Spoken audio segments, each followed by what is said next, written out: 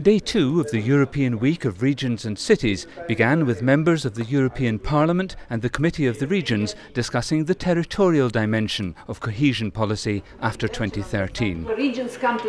As negotiations continue on the next EU budget, Danuta Hübner stressed that the coming months were the right time for regional authorities and stakeholders to put pressure on their national finance ministers to ensure adequate regional funding levels after 2013.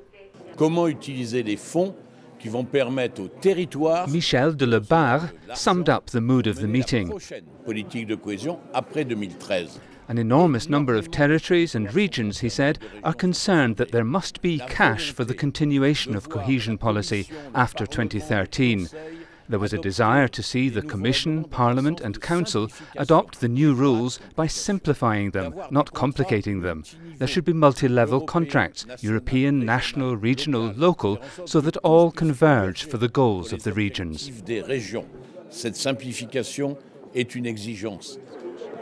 What I learn and what I see is that first, it's good that there come new structure funds, because Europe is not 27 countries but 282 regions, so that's positive.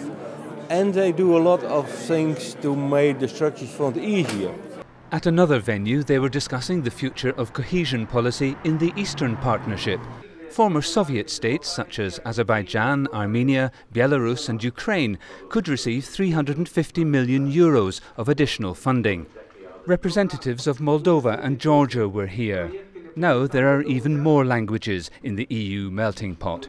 We'll even have some other exotic languages. We have other seminars with Brazil, with China, even with some colleagues coming from Japan this afternoon and Chile. So it just reflects the interest from outside the European Union of what is happening within the European Union and their regions. In the afternoon, this session examined the urban dimension of cohesion policy, how to balance the often conflicting needs of underdeveloped rural regions with the demands of cities for regeneration and social improvement.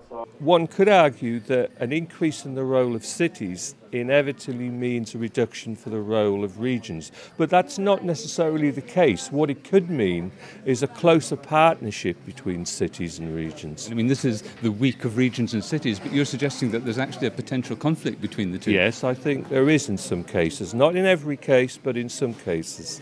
Food for thought there, as delegates consider what the changes in Europe's political landscape will mean for their own cities and regions.